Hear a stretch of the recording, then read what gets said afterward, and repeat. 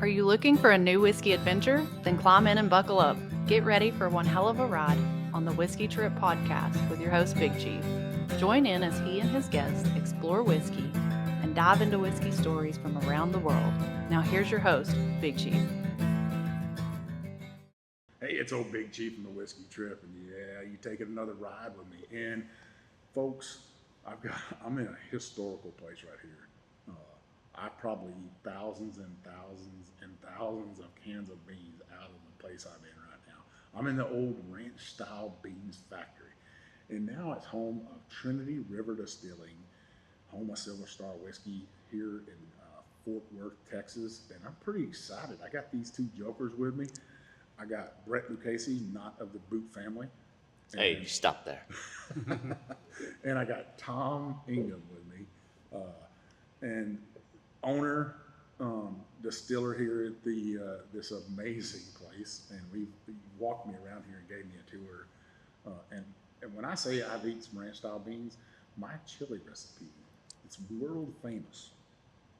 Probably more famous than any whiskey on the face of the earth. That's how famous my chili is.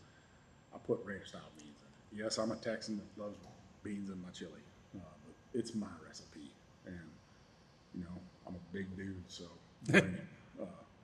But welcome to the Whiskey Trip, my friends. Thank you. Thank you very much. So Brett, what's the first thing we got in our glass? First thing we're going to try is our 1849 bourbon. So this is what we've had. It's been in the barrel about 4 years. We're looking at about 70% corn, 18% rye, 12% barley. And what you'll get is kind of a smooth, delicate flavor profile, nothing that'll spike too high, a nice approachable bourbon, something that has enough depth for you to drink straight, but enough kind of complexity for your avid drinker, but also delicate enough for your entry point where people like to have an aged spirit. So we like to make everything approachable for all. So it was 1849. What's the significance of that, Tom? So 1849 was the year that Fort Worth was established as a city. So we decided to pay a little homage to our home city by naming our bourbon after the year that the city was founded. Really? 1849. Yeah, Fort Worth's been around a while. Since four years after Texas joined the Union. Yeah. So Fort Worth is known as the gateway to the West, and it really was, to a lot of people, that last stop before the earth seemed to fall off the edge, as all kinds of people immigrated to the United States in search of their dream and going west and setting up a farm or setting up a business. So, Fort Worth has a lot of significance, not only in Texas history, but also in American history. Yeah. A show that came out not too long ago, Yellowstone 1882, right, kind of showcased what Fort Worth would have been back there in that gateway to the West. Most people think gateway to the West, they think St. Louis, but really people would come up from Galveston on boats and then come into Texas and go across. That was one of the ways they would travel. A lot of people don't realize that, but I love that you use some Texas history, some love for your city here, Fort Worth, Texas, and stuff, and that homage to a great state of Texas, and then naming your whiskey Silver Star. Why Silver Star? So Silver Star was actually founded back in 2012, and some of the beginning partners had a background in the military. And for those that are in the military, they know the significance of the Silver Star. Sure. If you look at our bottle, the Circle Star, which is synonymous with Texas, is actually paying a little bit of a nod to the Texas Rangers, longest running law enforcement in the United States. And again, a significant part of not only selling Texas, but also selling the west of the United States. Yeah, a lot of people think they were just Rangers. They were a lot more than that. They did help kind of tame the West, if we could say that and stuff. Well, this nose on this right here is, you were saying it had a softer feel to it, and for a rye it does. So this one will have, it almost gives you more of a dark fruit that comes through on that aroma. When you first taste that, you'll get that corn sweetness, but that dark fruit really kind of rides throughout the flavor profile. You get that rice spice at the end, but I think the dark fruit kind of levels out the profile of it to make it approachable for everybody without kind of a aggressive tone that some grains can give. I get a bunch of peach on this, like overripened peach for some reason. That stone fruit, maybe a little nectarine and stuff. Not a whole lot of spice coming out of it and nose and stuff. Well, I say cheers to you, gentlemen. Cheers.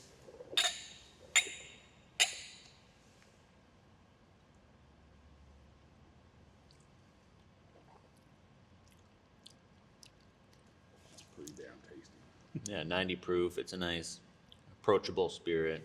It's versatile. It's just something for everyone. I can almost taste that Texas Ranger drinking this. Spitting out the cork. Yeah. Well, sitting up at a bar and, one of my favorite movies of all time is about two Texas Rangers and taking kind of their last cattle drive as Lonesome Dove. And, they go into a saloon in San Antonio and they ask for some whiskey and they were rude to him. And old Gus slaps the shit out of the bartender and tells him he needs some manners and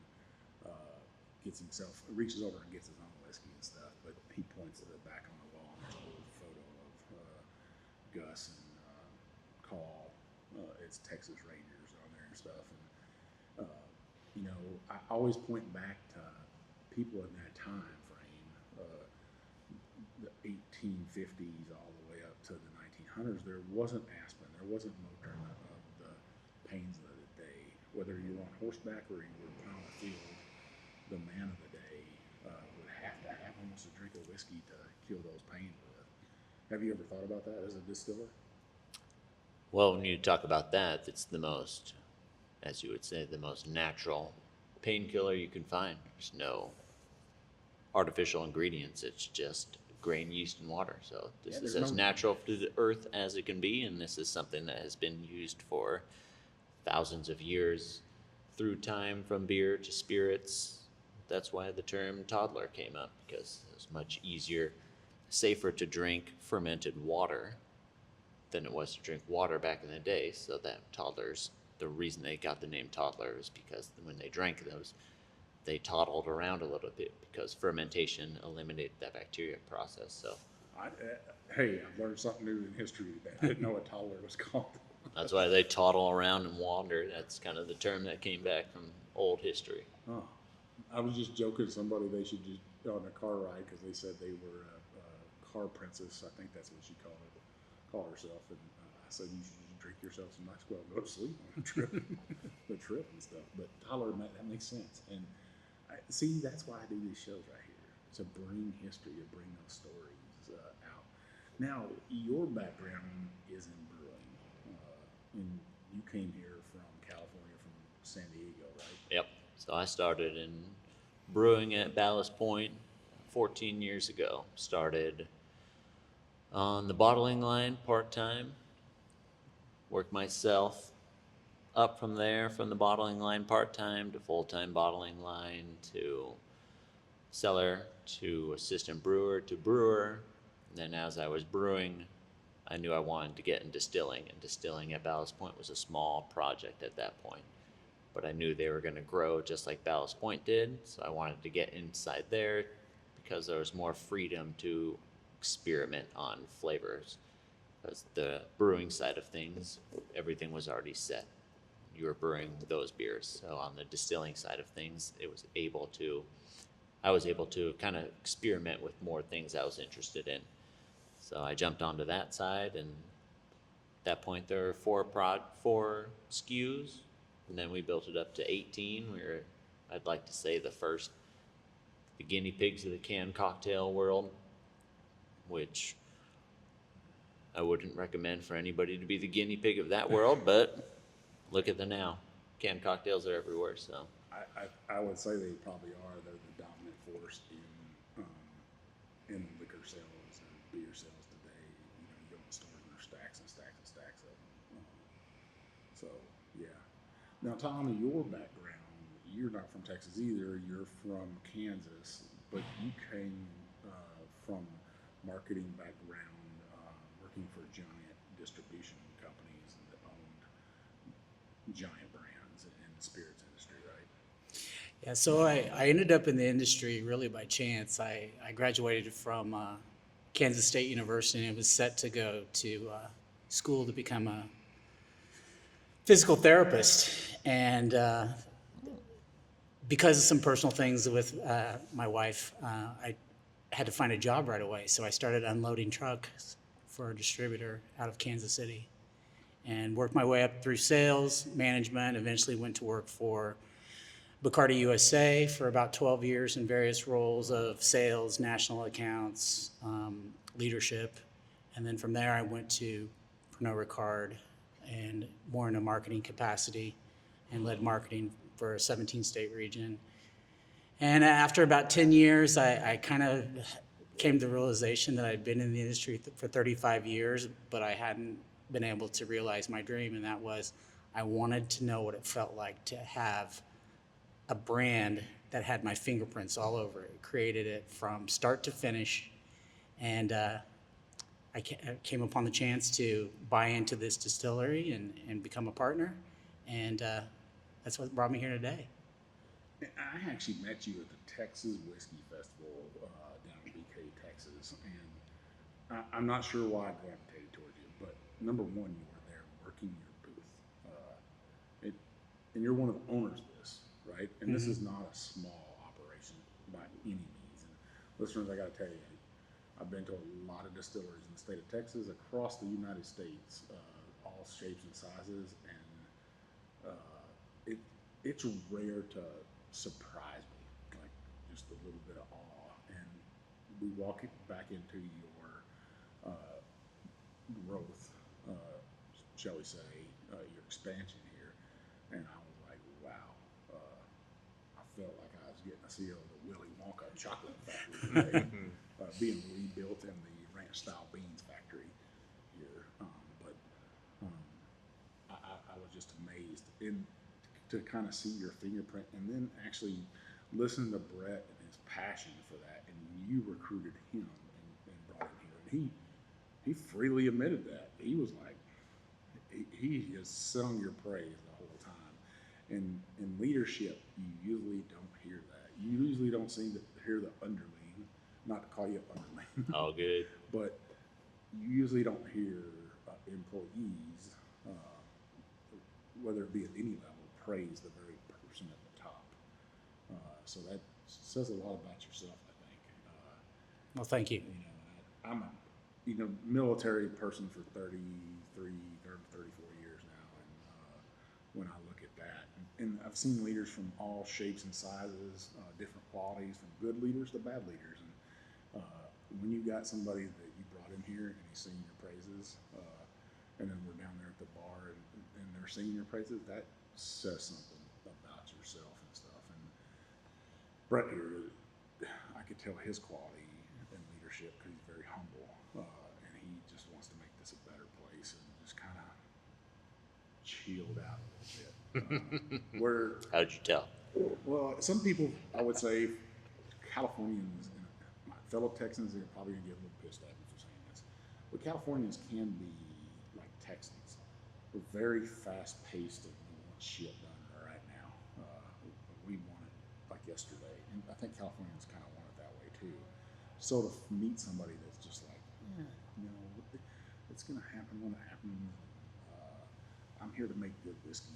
I'm here to do things the right way, and I was like, that's refreshing, especially as I've gained some age and some knowledge. I love the slower pace. I like to think things through. I like to look for every aspect of leadership. So walking around with both of you, I tell you, you're both super refreshing to talk to. Thank you. And taking this place right here, and I'm still in awe. Listeners, I can't tell you, what's the total square footage on your guys' facility here? It's right at around 250,000 square feet of warehouse space and on 27 acres of land here in South City, Central Fort Worth, Texas. Yeah, in a metropolitan giant city, right? Yeah. A lot of people wouldn't see this, but the architecture in here, absolutely beautiful and stuff. What did you think when you first came here and visited? Were you like, wow, this place is a monster? When I first came here, I kind of looked around. I saw the potential of growth because talking to Tom, he expressed that growth, but growth correctly, growing a company through quality and not quantity, making sure that the person he brought on would be somebody that is looking to build the brand, the quality of the spirits, to break each spirit down so each spirit is at the best quality it can be, to build excitement through that way, through that quality of spirit as opposed to kind of an artificial pushing of marketing. Yeah. So that got excited me. And then the potential of the building, understanding the expansion of it, got me excited because I knew that talking with him, he had the direction, and I've worked for several distillery owners in the past, and some haven't had that same understanding of how to do the business the correct way, and he has. And it showed to me that this was a step, a risk worth taking for my family, my wife and my 2 little kids and I. We've never been to Texas before we came here to visit for the interview. Texas was never on our list of places that I would move to, not because I didn't want to move to Texas, just because it just wasn't my direction. I'm a big outdoorsman in wilderness mountain ranges, and Texas doesn't have mountain ranges, so. We do have mountain ranges, my friend. You just got to drive there. Yeah, it's a far drive.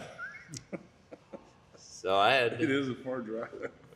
my wife and I talked about it, and we came and we visited and thought, okay, this could be a place we can live, but also beyond a place we can live was, do we both agree that ownership here is a place that we can transport our family, our little kids to, for confidence of longevity?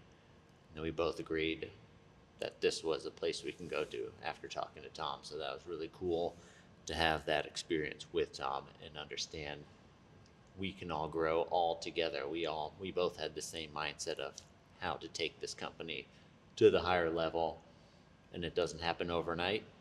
You have to keep on moving and keep on improving everything as you go. I take every spirit I make, and I'll always continue tasting the spirit and always try to improve it a little bit over time to make sure that it continues to get better.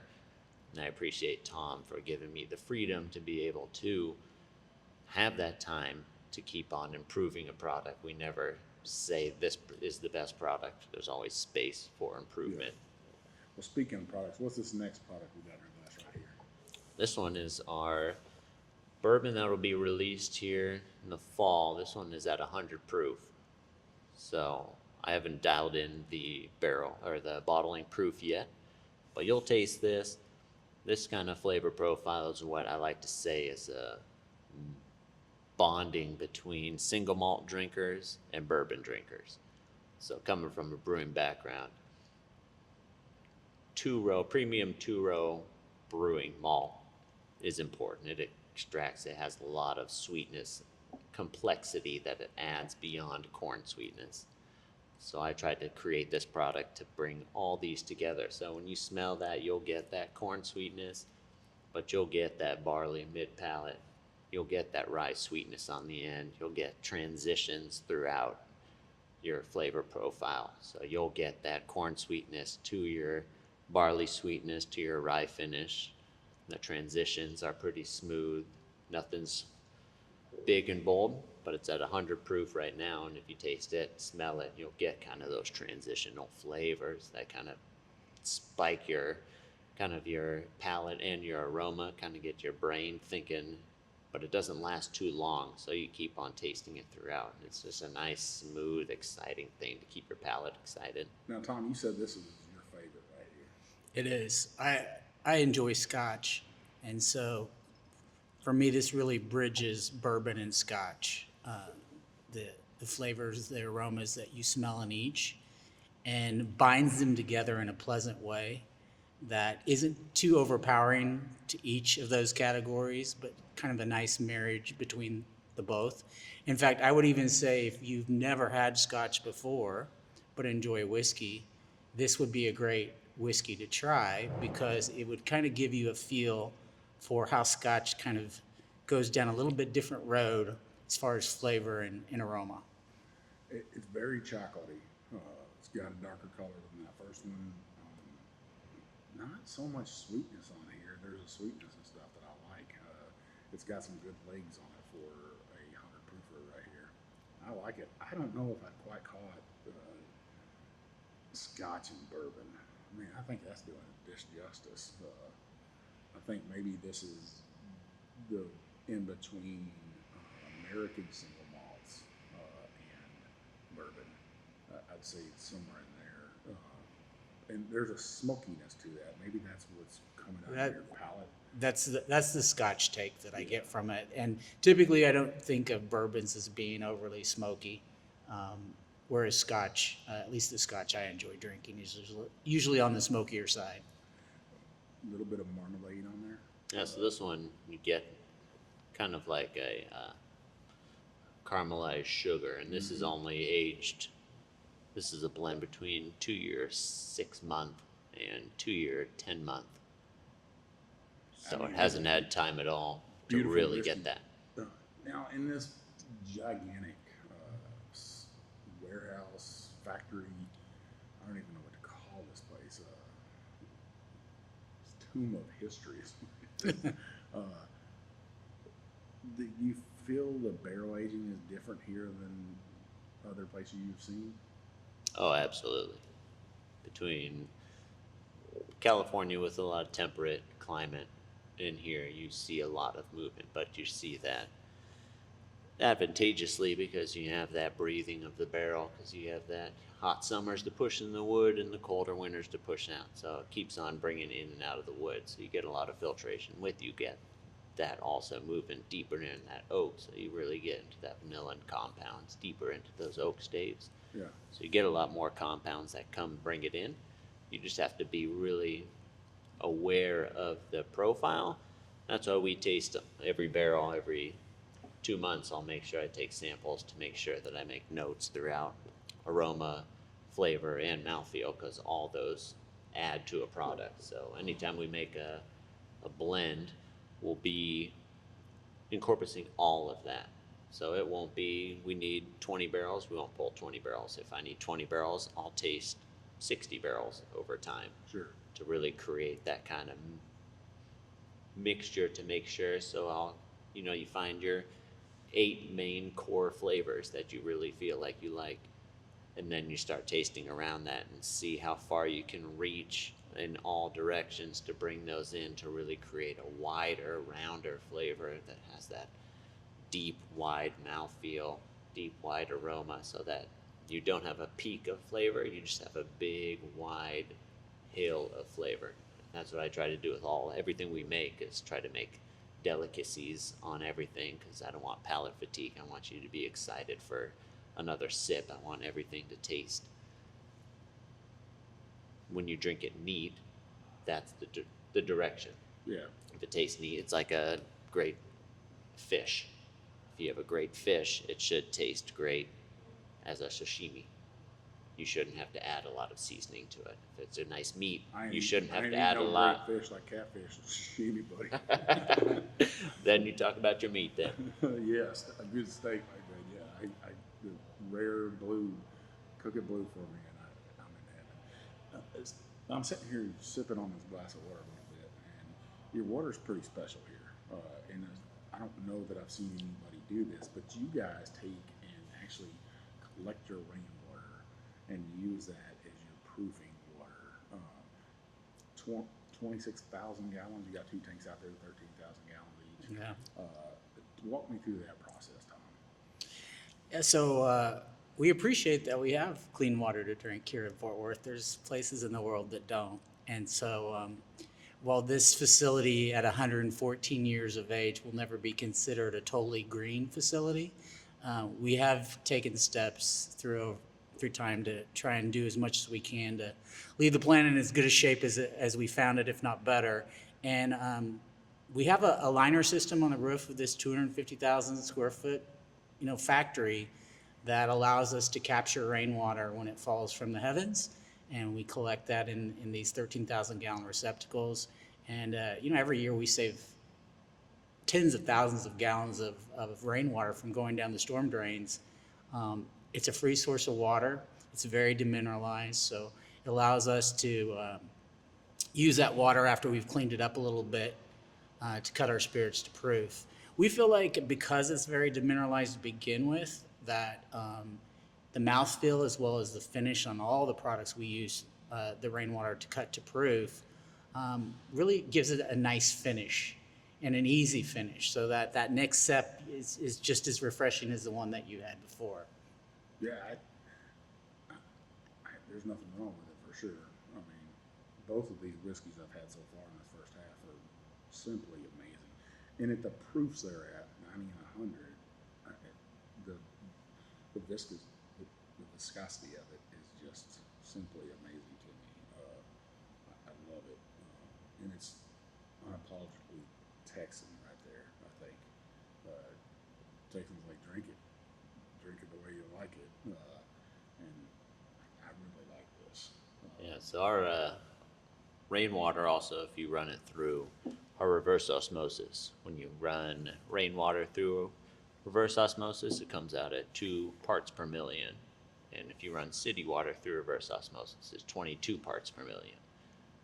Really? So our rainwater is just velvety mouthfeel. Yeah. So I've done experiments on proofing down all of our products with the rainwater versus city water, and what the rainwater does is creates just this velvety mouthfeel without imparting anything else. So you get the pure spirit flavor, but just adding some velvety mouthfeel, softer feel without imparting any other flavors. So you will get the full flavor of the spirit, and then as you proof it down, you still get the full flavor of the spirit. It's just softer and rounder. It doesn't impart much. You did those experiments back there in your sweat lodge? I mean, your lab?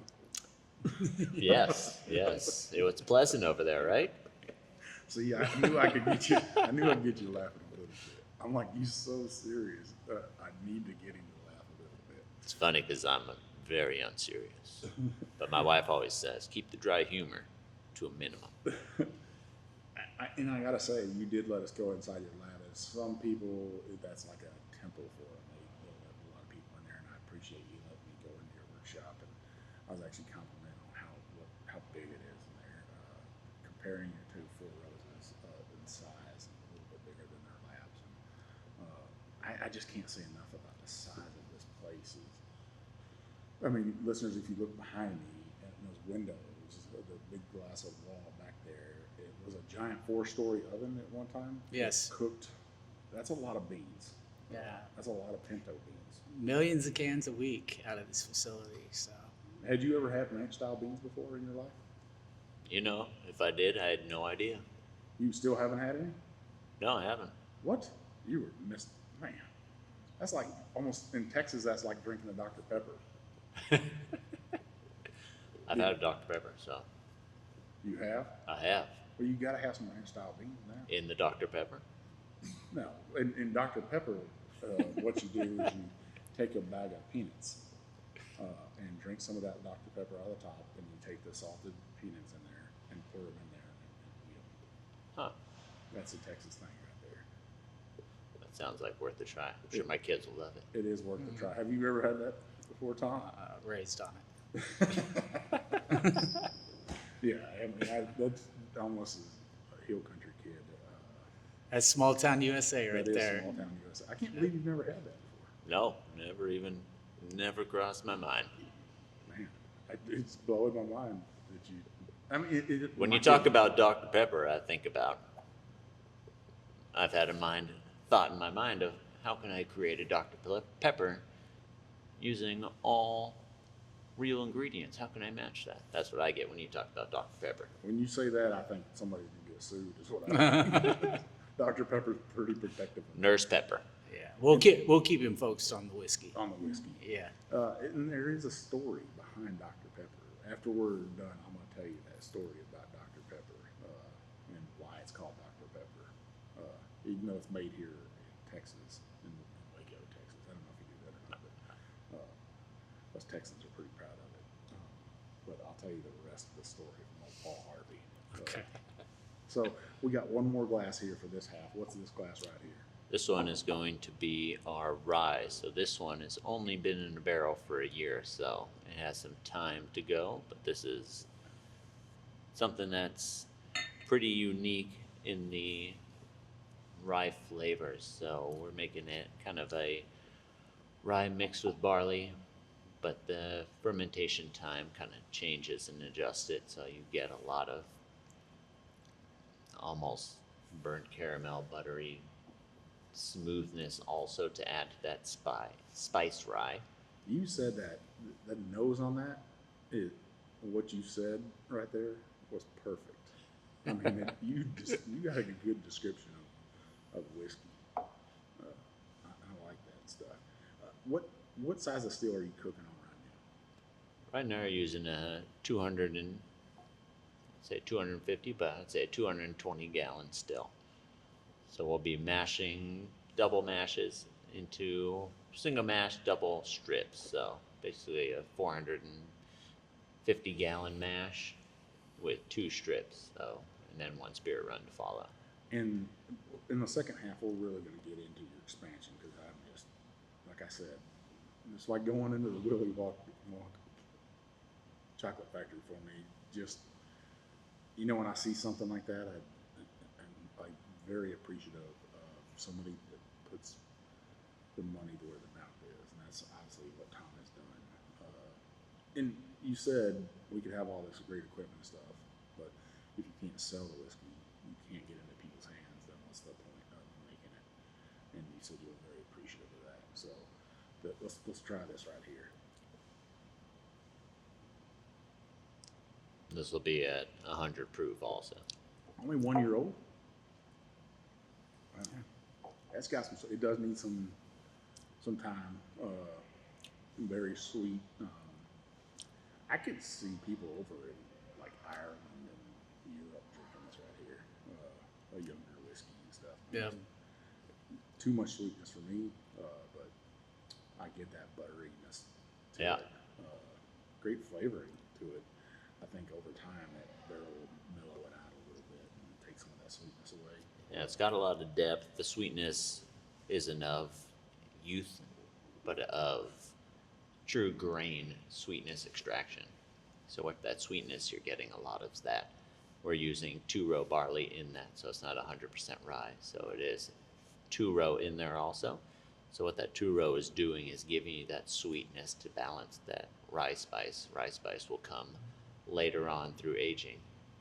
So we're trying to create that sweetness to balance that rye over time, to know that at 2.5, 3 years, that will create that balance. So what you get, that first note, everything as you taste that barrel, those first notes will dissipate over time. So that's when that sweetness will drop a little bit, that rye spice will come up, and then it'll balance into a nice, delicate flavor. How many barrels are you guys producing a year right now with the still that you have that you're using? I can pump out about 8 53-gallon barrel, 16 53 gallon barrels a month. A month. And the And new, what's that expansion look like? How many barrels are you going to pump out of that giant? that one, depending on how, once we just kind of run it and see how it runs and find out, we can do probably anywhere from 4 to 6 53-gallon barrels. Could be an hour. Yeah, baby. So we'll fill that room that you walked in right away. That's some cooking right there. Yeah, Tom's all getting that. I see the happiness in these. Like, but somebody's got dollar to sell it. signs. Yeah. Somebody's got to sell it, right? Yeah. There's a Someone's lot of got work some. that goes into that selling. Yeah. Well, on the second half, we're going to talk about this expansion. We're going to drink more whiskey. These guys have put me to the challenge. It's like, you got the moniker Big Chief. Let's figure out what that's all about. So we're going to pour out a shit ton of whiskey and have you drink it today. So stick with us for the second half. We're going to drink 3 more expressions. Maybe even drink some gin on here because lately I've been into a little bit of gin, and we'll talk about expansion and where you can get Silver Star and all their other expressions. We'll be right back. Leaper's Fork Distillery is an artisan distillery working to bring back the history and heritage of a small batch whiskey production to Williamson County. The distillery crafts premium spirits using local ingredients and limestone filtered water to create superior spirits with a signature taste. Yeah, you know I love their wheated bourbon. Leaper's Fork Distillery is characterized primarily as a low volume, low impact concept of production. They are excited and honored about bringing back a lost art and industry to a county that always puts its history and heritage at the forefront. Visit them today at leapersforkdistillery.com. Hey, it's old Big Chief, and yeah, you're back for the second half of this episode at Trinity River Distilling, Silver Star, here in Fort Worth, Texas, home of the stockyards, baby. You can see a longhorn. You can actually come here and ride a longhorn if you want to. It's something amazing. But I got Tom and I got Brett here with me. We actually had one of the listeners, viewers that won a bottle. He won a bottle of the Deer Hammer, old big dog smoker from YouTube. Make sure you check him out. He came in to grab that bottle, and actually perfect timing, because might set up something with a local bourbon club here at Trinity River Distilling with you guys, and that's what this is all about, is community really, and building that love for your guys' whiskey and for this brand here. You almost got to have that cult following, I believe, here, to tell other people that are coming to visit and say, hey, let's bring them here. And I was telling you when you brought us in, and I got to say thank you so much, Tommy. What a great host you've been. We got here, and you had Panther Barbecue. Panther City. Panther City Barbecue. Bring in just this amazing smoked brisket and meat. I know, Brett, you're over here rolling your eyes thinking I don't eat meat, but I eat. I'm a meat eater, listeners, if you can't tell. But the brisket was amazing. The burn ends were amazing. But I'm not usually a turkey eater, and that damn turkey was out of this world. I loved it. So They do it all right there. you have rolled out the red carpet for me, and you should be the example for the rest of the Texas whiskey trail. That's what I got to say to you out there. Tom here. Oh, has thank you. Done it right and made me feel welcome as a social media whore out there that's trying to pimp whiskey to people. But I really do love it when I feel that love from a distillery like you, a distillery owner, because that tells me how you're going to treat your customer. If you're going to treat me that good, I know you're going to treat your customer even better when they're buying your whiskey. So you're doing it for the right reason. That says a lot to me.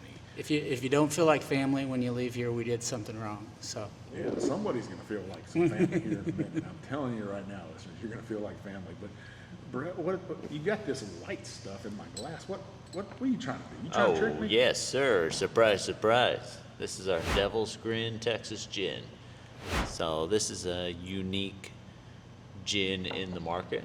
It's also something that's been out since September, and it's twice been featured in Forbes as the best gin in America, the best gin in the world. It's won gold medal, double gold at San Francisco World Spirits Competition. It also recently won a best in category, best in class for best gin at ADI, also best contemporary gin, and shortlist of best London dry gins. So I call this as a 3 gins in 1 sip. I thought you tried to sneak some of that old dirty vodka in my glasses. But gin is, I can get down with some gin now. And you said you had some barrel-aged gin as well. Yeah, so we're working on some barrel-aged gin, and I'm working on sourcing different barrels to finish the gin, and also to kind of. Who come up with that name right there, Devil's Grin? Well, I think that was in Tom's world also, but when I think of Devil's Grin, when I explain it, I think of the idea of when you have kids and you tell them not to do something, and you say don't do it. Before they do it, they get this side grin on their cheek about before they do it. That's what I relate that to for people that say, oh, I don't like gin. Well, you have to try this. They get that And little side grin before they say, I'm not going to like it. I already told you I don't. And then they sip it. Then they get that little side grin and say, I knew I wasn't going to like it, but I do. That's what I kind of translate that Devil's Grin look.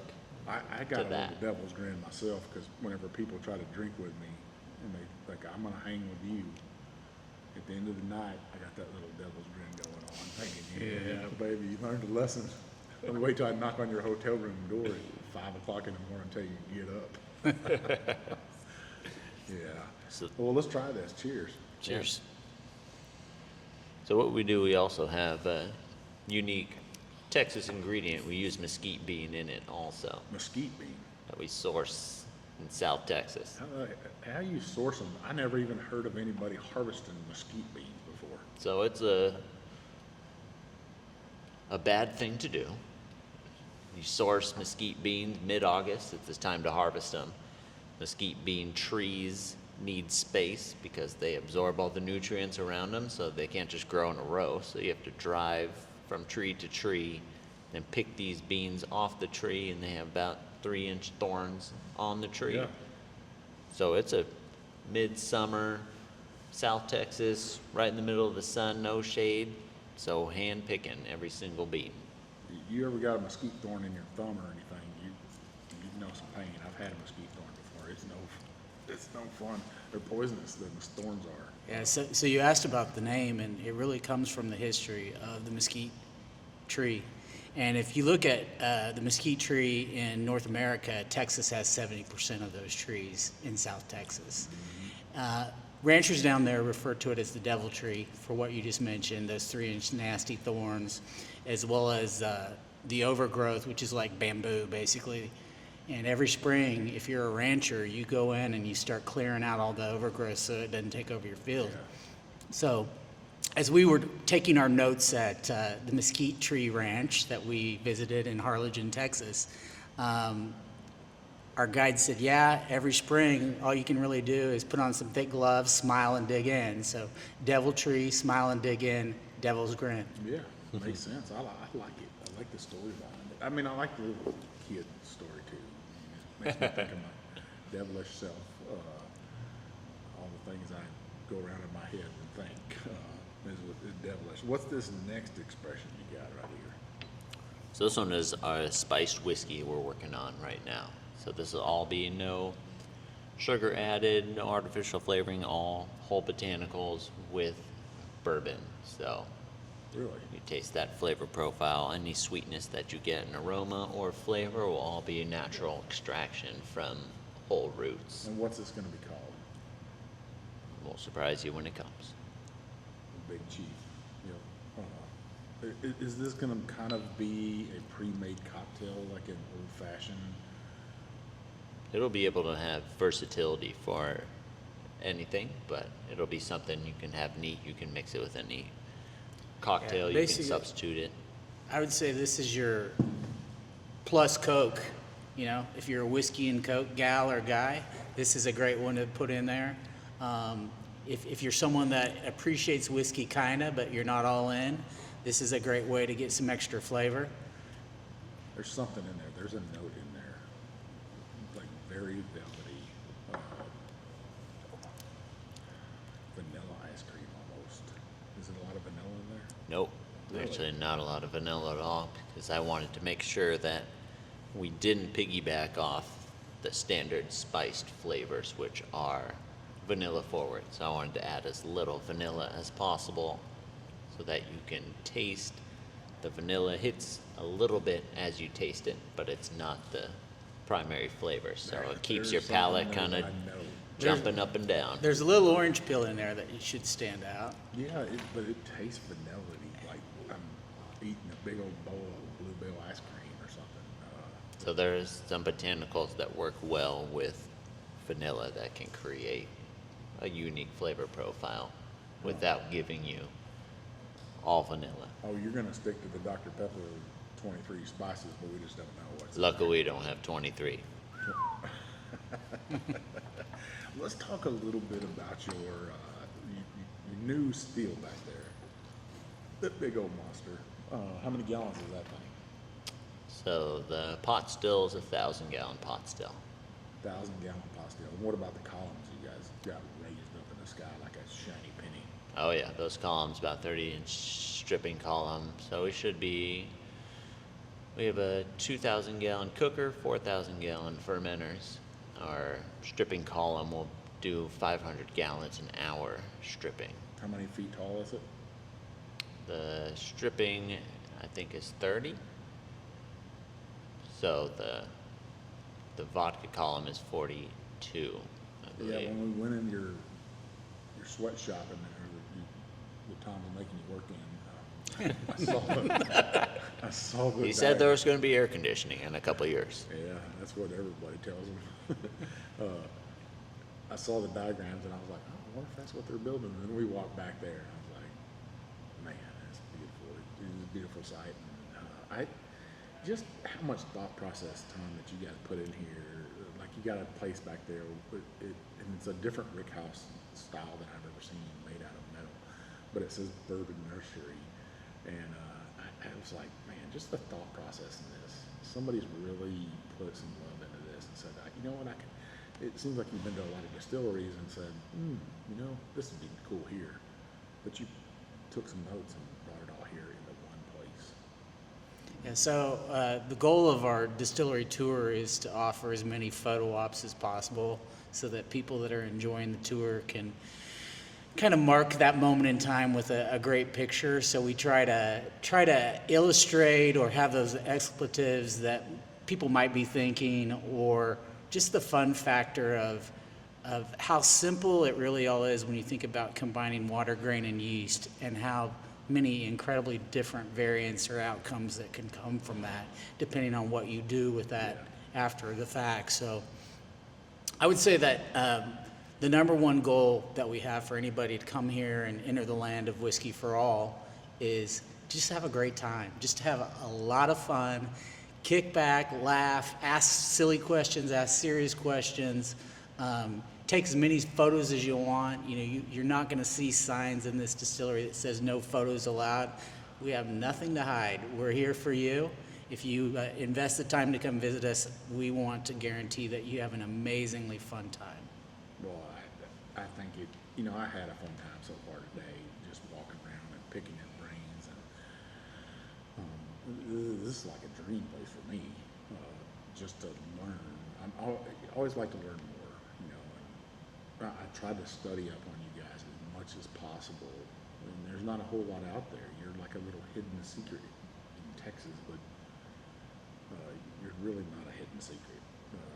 And I think people, once the doors really do open up, and I think people are just going to flock here. It's almost like you build it, they will come, right? Yeah.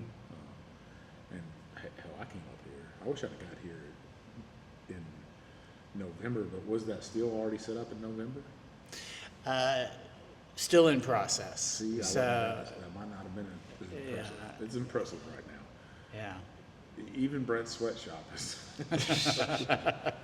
It's even impressive. You're going to have me getting that air conditioning installed like next week. I know. Look at the poor Yeah, but guy. summer's almost, well, never mind. It's not almost over. Brett said he came here. He said he was 200 pounds. Look at him, man, withering away here in the Texas heat. No, man, it's like welterweight boxers. Welterweight boxing. Yeah, pound for pound. I would say another 5 years I'll have to carry him around in an urn. Yeah. I might just cruise around. What's this next glass we got here? So this one will be our honey whiskey. So this will be created with taking barrel samples to create a bourbon blend, and then adding some honey to it, a little bit of sugar to sweeten that up to give you that full real honey. So our honey comes from Burleson, so right south of here. So no artificial flavorings, it's just true to form. So when you smell, you'll smell those honey crystals, that honeycomb. When you taste it, you'll taste that yeast, that grain, but also honey throughout. So you won't get a spike in honey or spike in grain. It'll just keep your palate going up and down, but just kind of a little bit as different than most of your honeys that go out there that will spike with honey or spike with grain, then drop down. This one will kind of give you a nice subtle ride. When you taste that honey, it'll ride throughout. Since it's real honey, it creates that viscosity and that palate flavor, so it'll ride with the grain also. And Tom, you said this is your best seller right here. It is. We have a lot of people in the culinary arena that love this product. They make signature cheesecakes, signature custards, glazes for shrimp or ribs, And what's really special about this honey is it's wildflower honey. It's Texas wildflowers. There's a big difference between clover honey and a wildflower honey. This is so much more floral and delicate. When you put this glass up to your nose, it's like you can smell the wildflowers. You can smell the bluebonnets. Yeah. Yeah, Yeah. my wife this spring, she made me pull over, commit a Texas crime by picking wild blueberries or bluebonnets.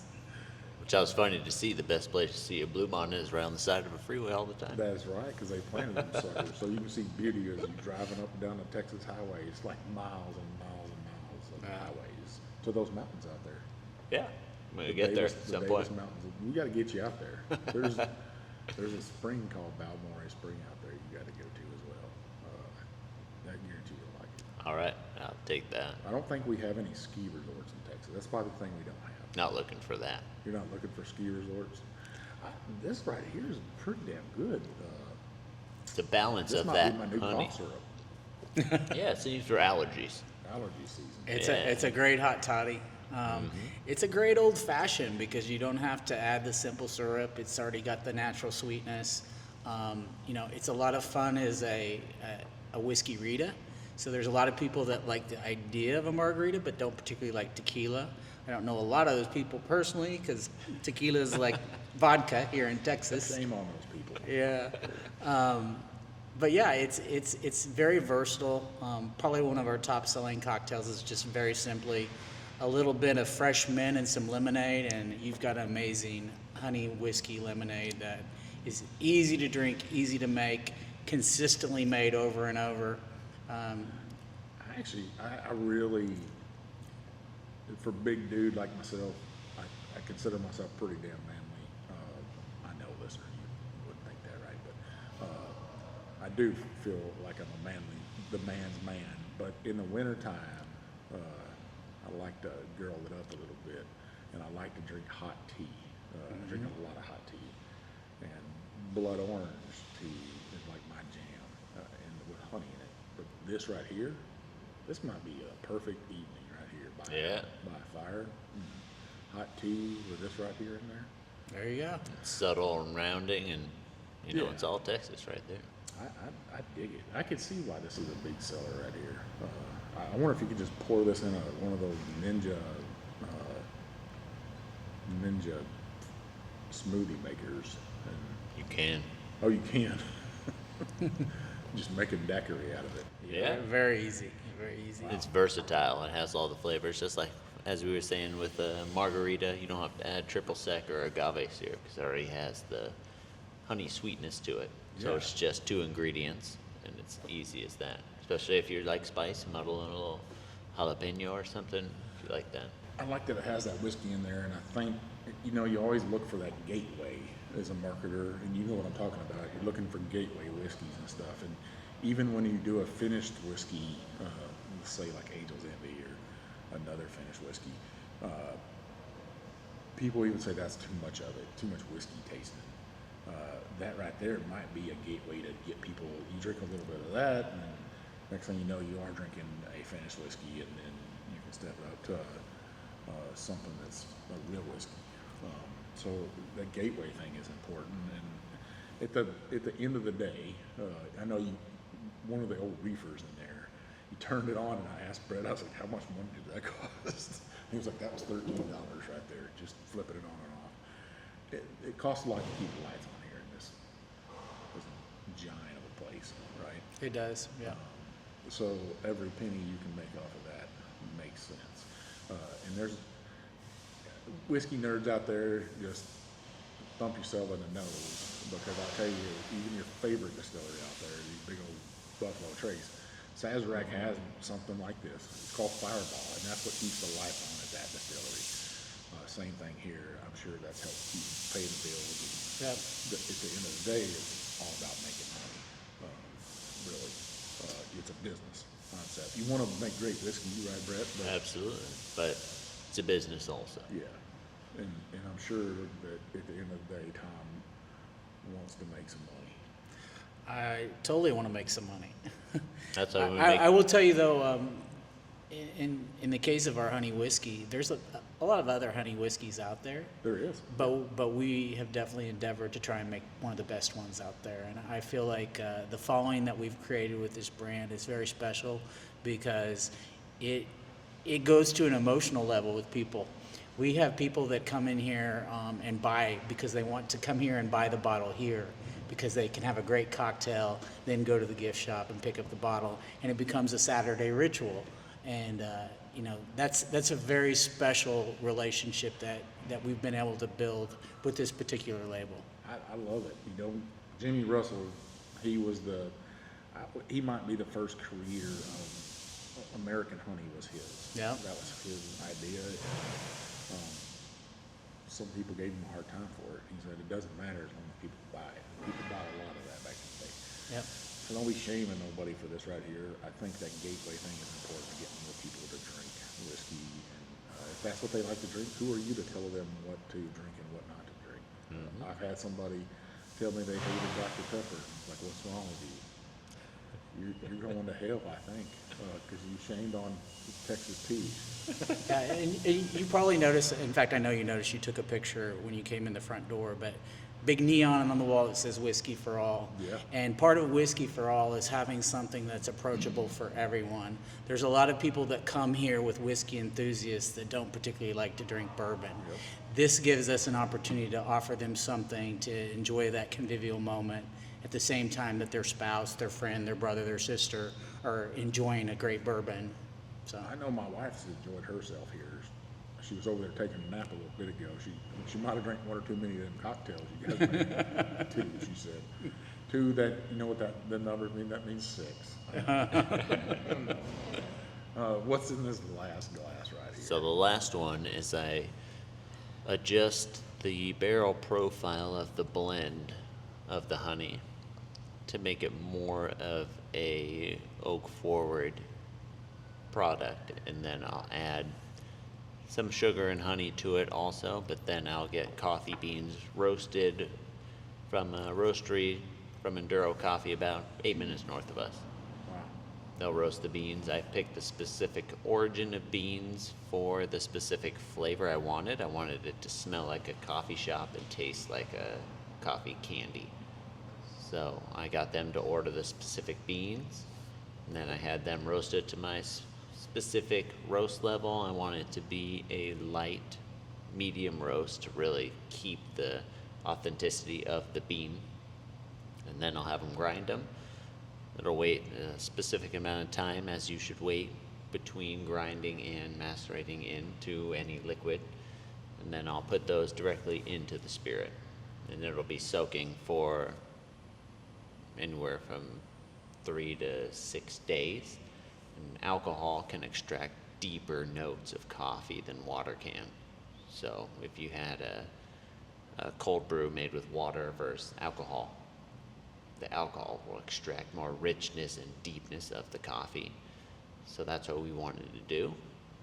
What that does, it also loses volume, because you lose volume through absorption. So we're sacrificing volume, so we're sacrificing money to create a more unique, more round, more deeper coffee flavor, which you don't get on the market because a lot of people are using artificial flavoring, or they're using cold brew made with water that doesn't extract a lot of depth and flavor. So we're making that sacrifice of volume and money to create a unique product, because as Tom has told me in the past and always continues to say, is as long as we do it correctly and do it well, if it costs a little more money, we're going to do it that way if it makes a more premium product.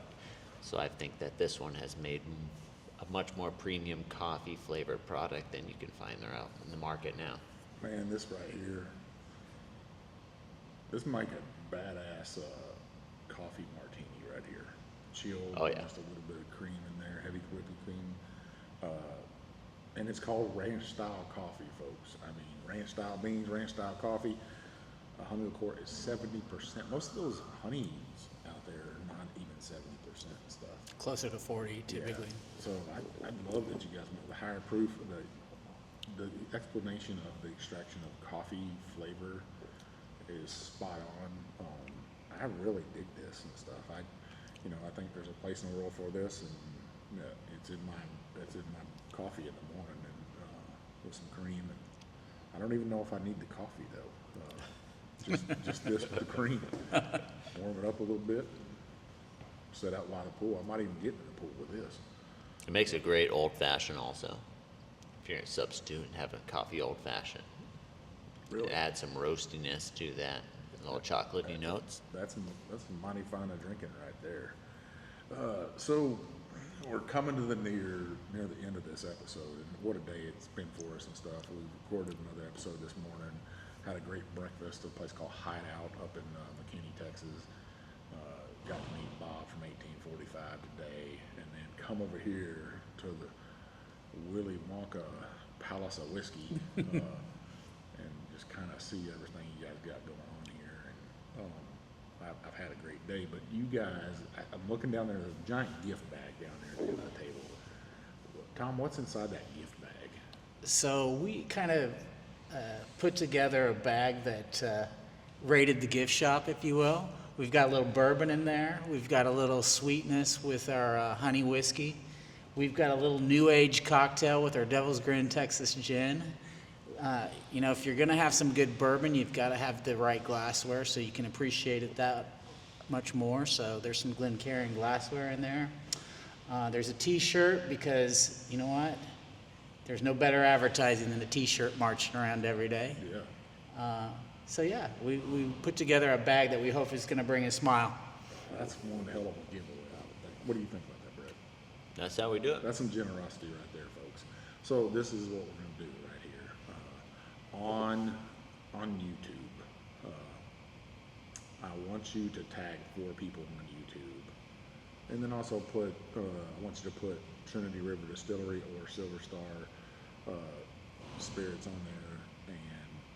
Just comment that right there. Tell more people. We want more people to learn about Trinity River Distilling and what they got going on here. We want to learn about Brett, and we want to learn about Tom, the monster that they're trying to create here in Fort Worth. But that giveaway is going to go on for a week after this airs. You'll see these 2 mugs right here. You'll see the video with my big old ugly mug. But comment there. 4 friends, tag them on there on YouTube, and tell them, hey, they need to come here to Fort Worth. You're in the area. How far are you guys from the DFW airport? Right, I'd say about 25 minutes. And you can take a train over here from the airport. You can. To downtown. You can. And then how far from downtown from that train to here? With traffic, 12 to 15 minutes. So you can get an Uber over here. Easy. And you make your way back. And you don't even have to take your shoes off at the airport anymore, folks. TSA did away with that. So come over here and get yourself some whiskey. You do got to check your bags, though. You can't take this stuff in your carry-on, unfortunately. Maybe we'll get back to that someday, but right now you got to check your bag with this. You can put 2 bottles in there. I mean, we've put a whole bunch of. I've had a suitcase full of whiskey before, so. Just got to be careful with it. So we have live music every weekend. We showcase the local talent here in Fort Worth, and our neighbors across the parking lot, Wild Acre, they've got some local beer for you to try as well. So you can definitely make an afternoon out of it on a Saturday and have a really good time. Man, how much does a tour cost? Tour's $25, and right now we have a special going on.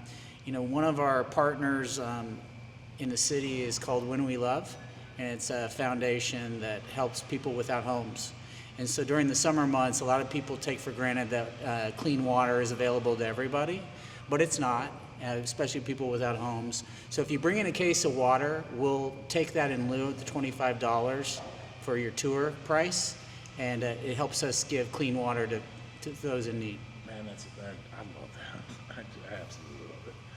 One of the things I forgot to say on that giveaway, you got to be 21, you got to reside in the United States, and I'll do that giveaway. It's 6 p.m. on Monday evening. You'll see my big old on that Central Standard Time. You look for the video I'll put out. I'm usually sitting on my back patio there, pool behind me, thinking about getting in it. If somebody came in here and bought every one of your expressions, would you give them a free can of ranch style beads? Hadn't thought about that, but I guess if that would seal the deal, I'd be willing to entertain that. Or donate a can of ranch-style beans to a food bank. Yeah, that would definitely be something easy for us See? to do. Yeah, I mean, it kind of keeps with the theme of this factory and stuff. I love that idea. Back in the day, come and buy whiskey and help out people that are in need of food bank and stuff. But I know Big Chief's full of bad ideas. So, something that we always said that was created here is from beans to bourbon. See, I mean, it makes sense. It makes Yes. sense. Can of ranch-style beans. What's a can of ranch-style beans cost you? It's $1.50 Probably maybe. not as many as you'd have to buy because you're selling a lot of whiskey. I mean, Yeah, you'd probably buy more. we might have to fire up the bean oven again. That's a lot of beans. Brett's like, I I was didn't just come here to thinking- cook beans. I'd give it a try though. You'd give it a try. Well, gentlemen, I can't thank you enough for coming on the whiskey trip and sharing your stories with me, sharing your passion with me. Where can we find Trinity River Distilling and Silver Star on social media?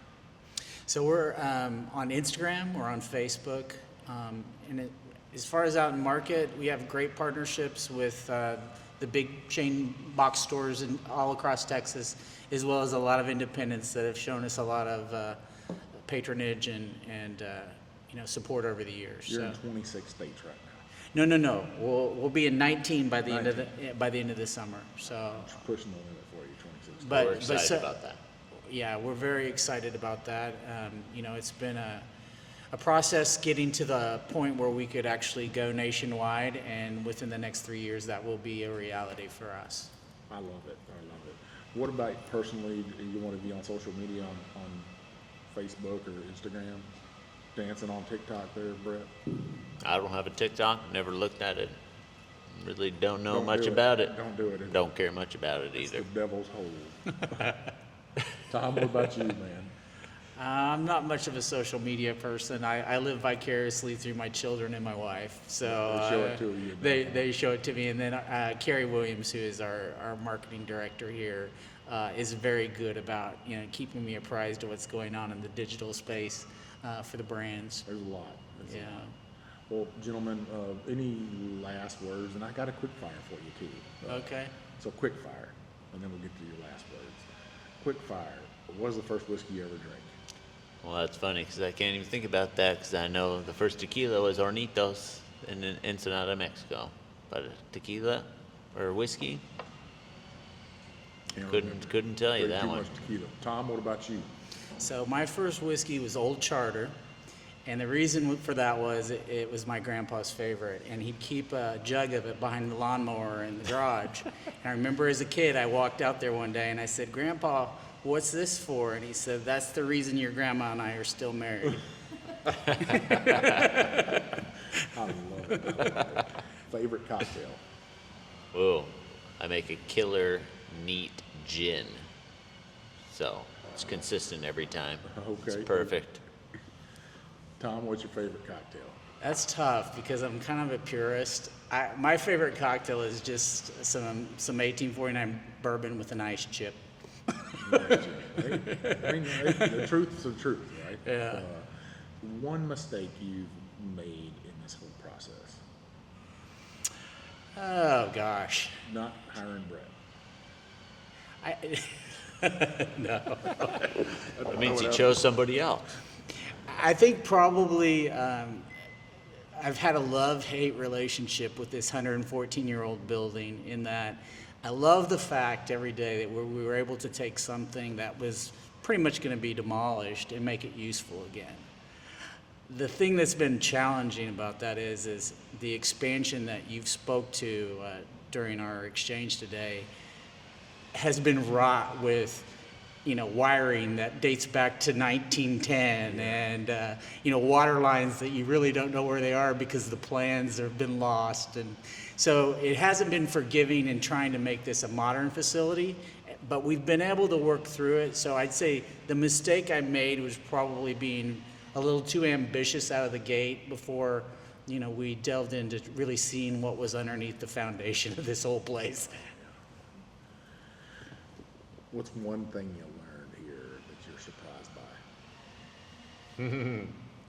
That piggybacks on just what Tom said.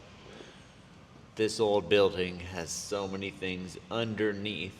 It's like if you had a old house and you wanted to change the light switch, but you pulled out the light panel and then you looked and you decided, my God, we have to change all the wiring past this, but we can't just put the light switch back on. That's a movie called The Money Pit with Tom Hanks. Oh, love it. Yeah, grew with that one. Love Sure. that I was one. like, Yeah. That's what this is. That's kind of what it has been. I need to sell more whiskey. Come on. Yes, sir. Yeah. Well, gentlemen, any last words? Look at the camera over there. Tell listeners your last words, Tom. Oh, my last words are, if you are looking for a great afternoon, come see us on a Saturday. Live music, great whiskey. We'll take you through this old building. We'll make sure you have a good time. And, we're a Whiskey for All facility, so everybody's welcome. If you want to learn more about whiskey and how it's made here in Fort Worth, Texas, we're the place to stop. Awesome. Brett? Yeah, come give us a try. Our flavors are approachable for everybody, delicate, and we love to hear what your input is. So, like Tom said, we want everybody to be here. It's a whiskey for all. It's a flavor for all. It's an experience for all. So we want this place to be more so than just a taste of our spirits, but also an experience you can come to and enjoy yourself. Stay here and talk to your friends about it. Well, gentlemen, once again, thank you for letting me come to your house and sharing your whiskey with me. Listeners, you know where you can find old Big Chief at. You can find me at The Whiskey Trip on TikTok, Instagram, Facebook, and now YouTube. Yeah, you got to hit that subscribe button. Come on, help the man get to 500 subscribers. That's a small number right now. Also, follow me over on their Facebook and on Instagram. I'd really appreciate it. Follow me on TikTok if you're on there. If you're listening to me, listen to Mark and Matt from The Bourbon Life. They're always putting out great content for you. If you like what they're doing, you like what I'm doing, leave us some comments on Apple Podcasts, on Spotify. Give us that 5-star review. Don't leave us that 1-star. That doesn't help nobody. That just makes old Big Chief mad. But leave us that 5-star review and some comments. Take those and post them over on the Whiskey Trip on Facebook. I'm trying to get to 100 reviews before the end of the year. Those comments, those reviews, they seriously do open up doors to distilleries like Trinity River Distillery. You get great whiskey in my hand like Silver Star, and get great guests on my show like Tom and Brett.